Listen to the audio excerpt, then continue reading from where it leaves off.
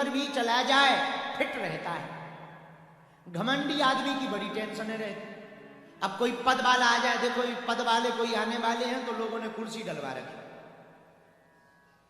अब जो कोई पद कद वाले आएंगे उन्हें कुर्सी ना मिले तो उन्हें कथा अच्छी नहीं लगेगी, उनके दिमाग खराब रहेंगे कि हमें नीचे बैठा दिया, हमारी इज्जत ही नहीं की।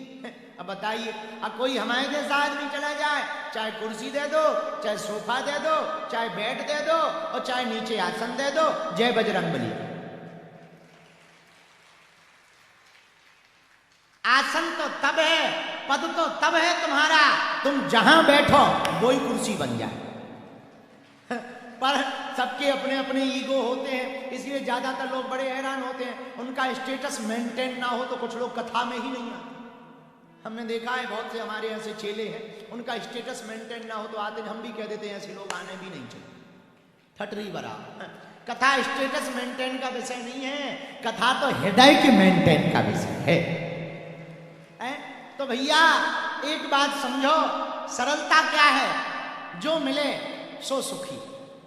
सुख भी मुझे प्यारे हैं, दुख भी मुझे प्यारे हैं, छोड़ूं मैं किसे भगवन, दोनों ही तुम्हारे हैं। जो सुख में भी प्रसन्न रहे, दुख में भी प्रसन्न रहे, वो सरल है। एक बार यही लंदन में एक केकड़ा, जानते हो केकड़ा? हाँ, उसको क्या बोलते हैं? अब जो भी हो समझ जाओ। केकड़ा जा रहा था समुद्र के किनारे, केकड़े के पैर रेत में बन रहे थे निशान। अब केकड़ा अपने पैरों को देखकर खुश हो रहा था, क्योंकि लंदन का केकड़ा बड़ा खुश हो रहा था। आहा हा, हमारे पांव के निशान देखो, पांव के निशान देखो। इतने में समुद्र की लहर आई, पूरे निशान मिट गए। अब केकड़ा बड़ा नाराज हुआ, अरे लहर, हम तुझे अपना मित्र मानते हैं, तू बड़ी पागल है, बड़ी बाबरी है, बड़ी मूर्ख है, हमारी प्रसन्नता नहीं देख पाई। हम प्रसन्न हो रहे थे अपने पैरों के निशान बनते हुए देखकर, और तूने सब मिटा दिए। लहर ने कहा, जल्दी से अंदर आ जाओ, तुम्हारे पैरों के निशान देख करके कुछ लंदन वाले पकड़ने पीछे आ रहे हैं। तब उसे बात समझ में आई कि हम बेफिजूली में डांट रहे थे, गलत नाराज हो रहे थे, ये हमारे भले के लिए ही कर रही थी। उसी प्रकार परमात्मा का स्वभाव है, कई बार हम लोगों को भगवान धक्का देता है। भगवान धक्का इसलिए नहीं देता कि बुरा हो जाए, भगवान इसलिए धक्का देता है ताकि बहुत बड़ा बुरा होने का झंझट छोटे में निकल जाए। ऐसा भाव यदि हृदय में प्रकट होगा तो मन में सरलता आ जाएगी। बोलो सीताराम। जोर से बोलो, और जोर से बोलो। इसलिए भगवान जो भी करेंगे भला करेंगे, भगवान से शिकायत नहीं करनी चाहिए।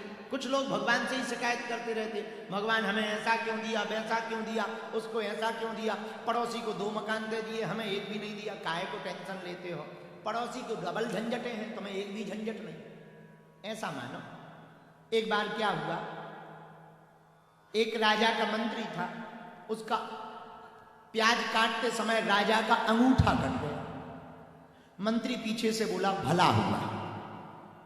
अब राजा का दिमाग खराब, भला हुआ, शर्म नहीं आती है, हमारा तो अंगूठा कट गया। अरे बोले भला हुआ। राजा ने जेल में डाल दिया, जेल जाओ, बड़ा भला हुआ। जेल में डाल दिया। 1 दिन हो गए, 2 दिन हो गए, तो मंत्री के पास राजा मिलने गया। बोले कहो अब क्या हुआ?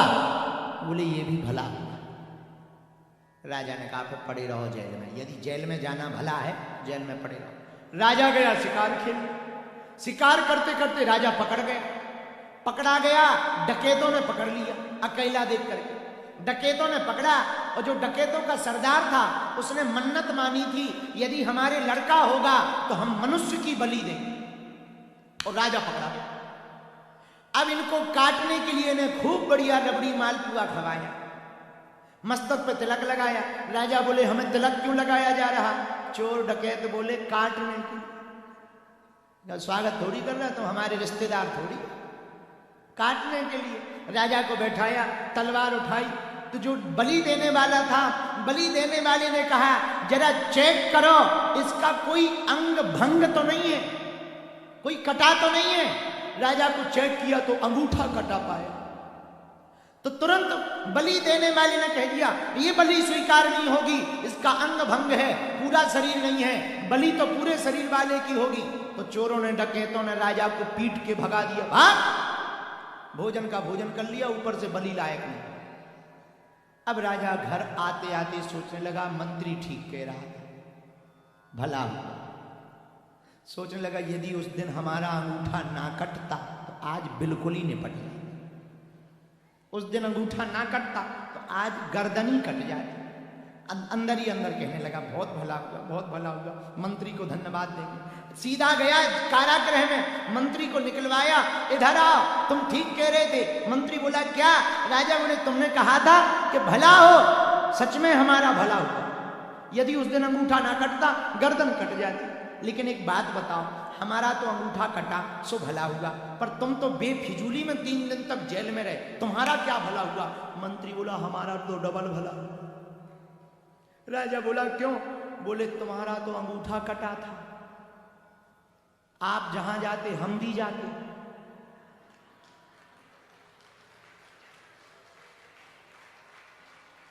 आप जहां जाते हम भी जाते, आप पकड़े जाते हम भी पकड़े जाते, तुम तो अंगूठा कटी में निपट जाते, हम तो पूरे हैं,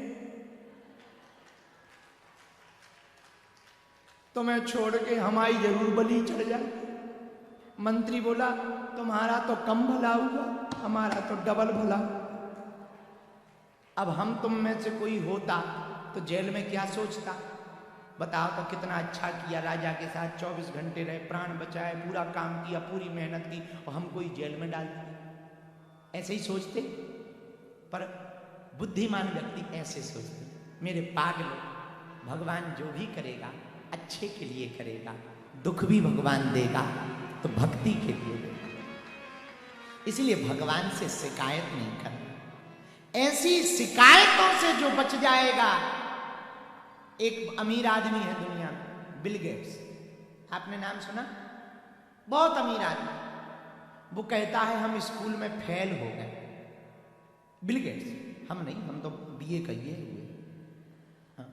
बिल गेट्स कहता है कि हम स्कूल में फेल हो गए, और जब क्लास में फेल हुए तो बोले हमने पढ़ाई छोड़ दी, कंपनी स्टार्ट कर दी माइक्रोसॉफ्ट।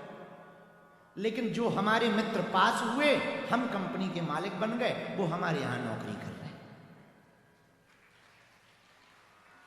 हम फेल हुए तो हमने कंपनी खोल ली, हमारे मित्र पास हुए तो वो हमारी कंपनी में नौकरी कर रहे हैं, हम मालिक हैं, वो नौकर हैं।